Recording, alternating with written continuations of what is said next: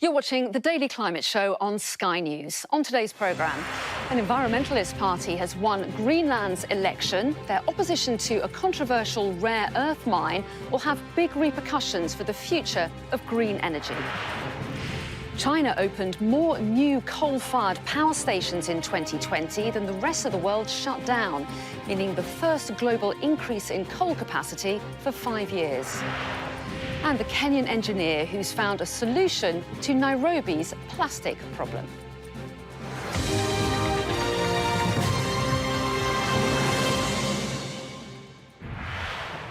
Hello and welcome to the UK's only daily climate news show where we track the changes happening to our world right now and meet those coming up with the solutions.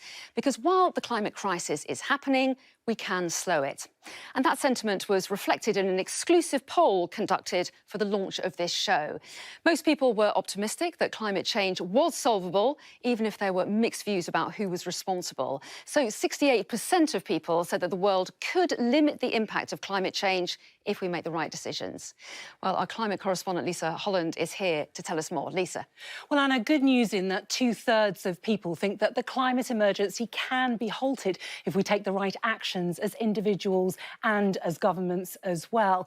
But the poll showed that increasingly, people think that it's somebody else's problem. 69% of those questioned said they felt that they didn't feel the impact of climate change within their own communities.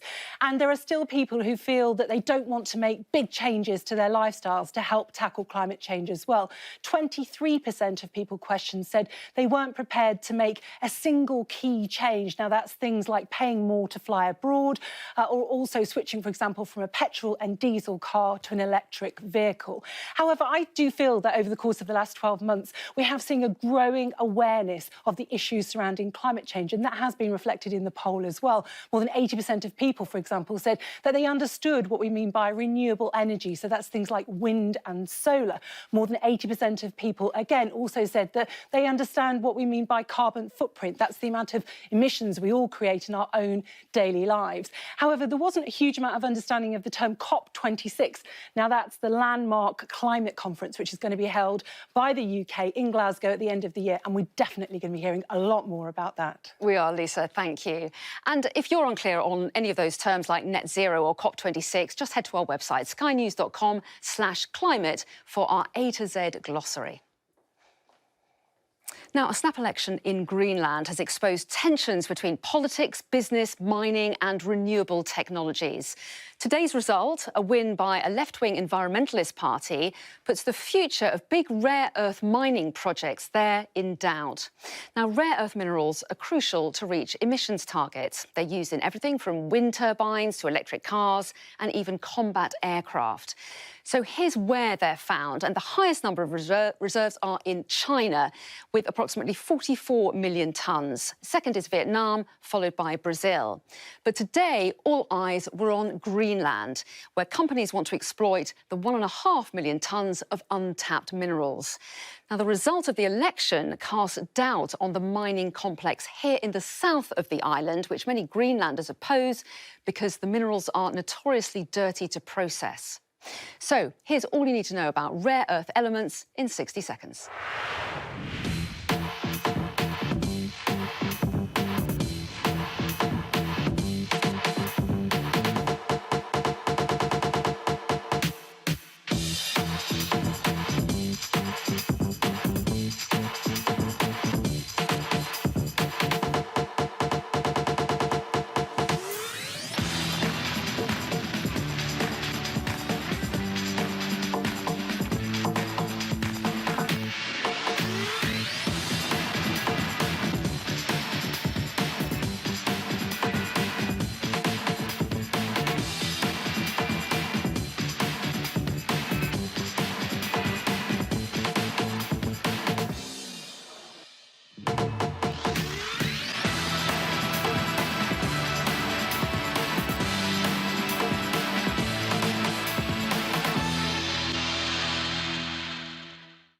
Our defence and security correspondent, Alistair Bunkle, joins me now. And Alistair, it's not just Greenland where there are potential tensions over these very precious resources, is it?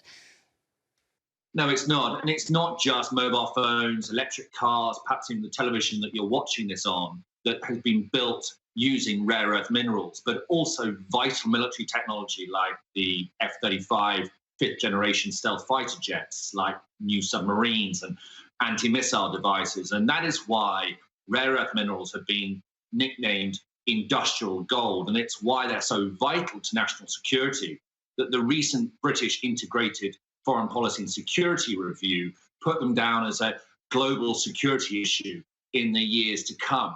Why? Well, as you've outlined, because of China. China is dominant in the mining and the production of rare earth minerals, so much so that if there was a wider trade war, and we've seen some of that between the US and China already, or if there was a conflict between China and the West, then they could dominate and cut off the supply line. So that is why Britain and others have been watching this election of only 56,000 people so closely. Alistair, thank you.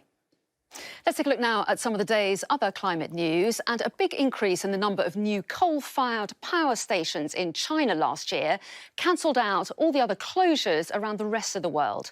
Global Energy Monitor found that China commissioned 38.4 gigawatts of new coal plants in 2020, more than three-quarters of the global total.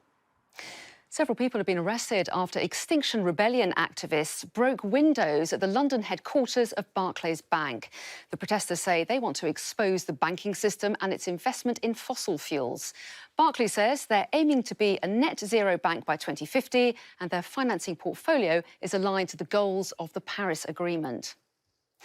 So-called Chelsea tractors are living up to their reputation as a go-to choice for city drivers.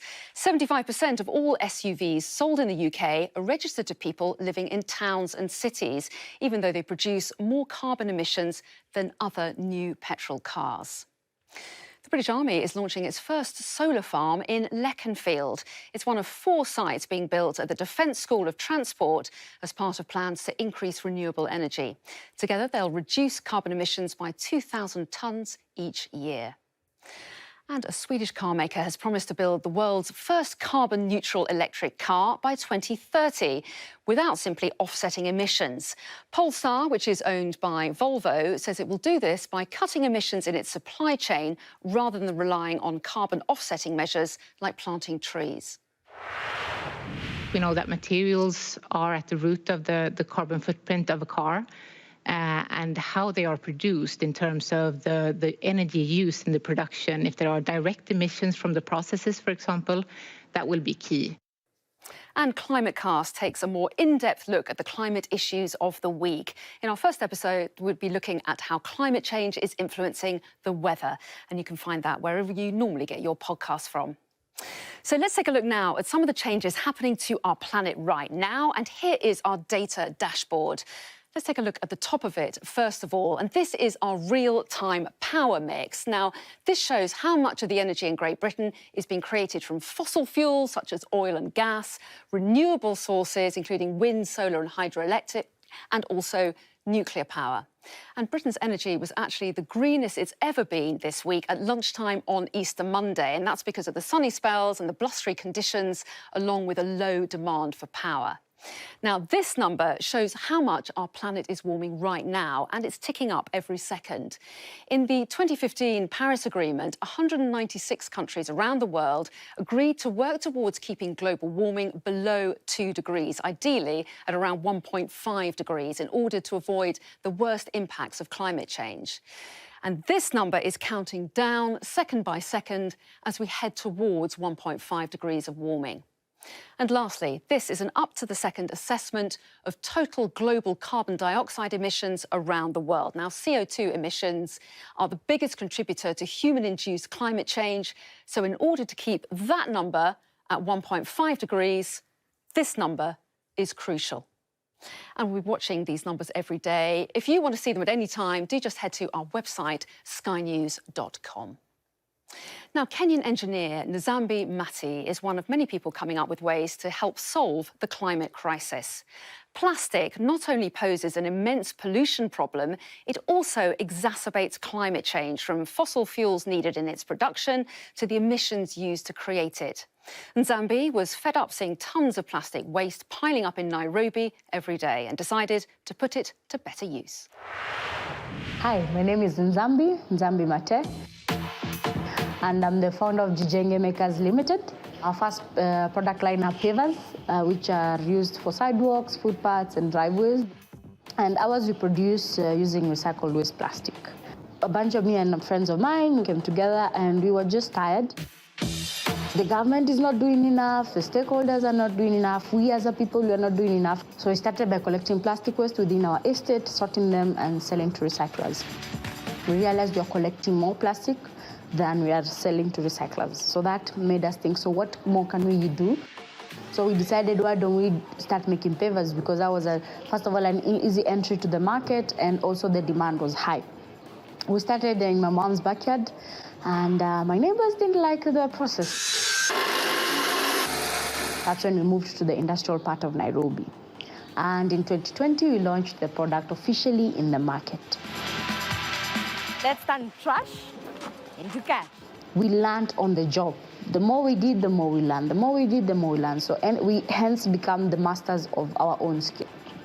If you have a project, if you have an idea, if you have a solution that you feel that you can execute, you can solve that problem, just start. Because the fear of the unknown tends to hold you back in starting, but once you start, it's home and dry. So yeah, that's me. So, au revoir. And a reminder that starting this Friday, you can watch our digital weekly climate show on Sky News' social channels, as well as our app and website. And that's everything from us for today. On the Daily Climate Show tomorrow, how mining cryptocurrency in China could undermine the country's commitment to be carbon neutral by 2060. We've got exclusive access to a Bitcoin farm. We're in a Bitcoin boom, and this is the frontier. It is dirty, it is noisy, it uses a lot of energy. And there are hundreds of grey sites like this all across China, beyond the reach of the authorities. The question is, what effect that could have on the environment? That's at the same time tomorrow here on Sky News. See you then.